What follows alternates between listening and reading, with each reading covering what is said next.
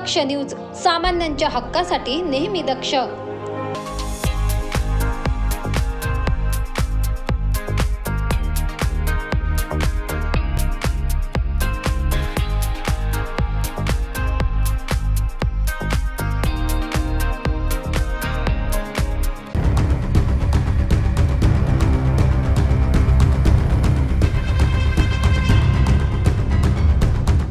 शहरातून जाणाऱ्या राष्ट्रीय महामार्ग 752G दोदेश्वर नाका ते जिजामाता गार्डन दरम्यान अतिक्रमण न काढता नूतनीकरणाचे काम केल्यास आत्मदहन करण्याचा इशारा साई सावली फाउंडेशनचे अध्यक्ष प्रशांत कोठावदे व इतर सहकाऱ्यांनी तहसीलदार बागलान यांना दिलाय।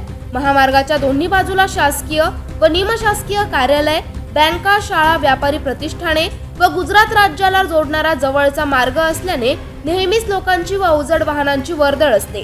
त्यामुळे येथे अनेक अपघात होतात आणि यात अनेक निष्पाप लोकांना आपला जीव गमवावा लागतो।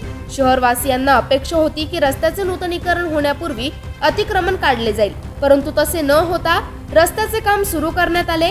अतिक्रमणधारकांना नोटीस दिला खऱ्या, पण त्यावर कोणतीही कारवाई न करता रुंदीकरणाचे काम सुरू झाले। त्यामुळे ठेकेदार व प्रशासनावर दबाव आहे का अशी शंका निर्माण झाली असून संबंधित विभागाने 29 जून पर्यंत अतिक्रमण काढण्याची प्रक्रिया सुरू करावी, अन्यथा साई सावली फाउंडेशनच्या वतीने आत्मदहन करण्याचा इशारा प्रफुल्ल कुवर, चेतन सूर्यवंशी, विजय सोनवणे, भूषण निकम यांनी दिलाय।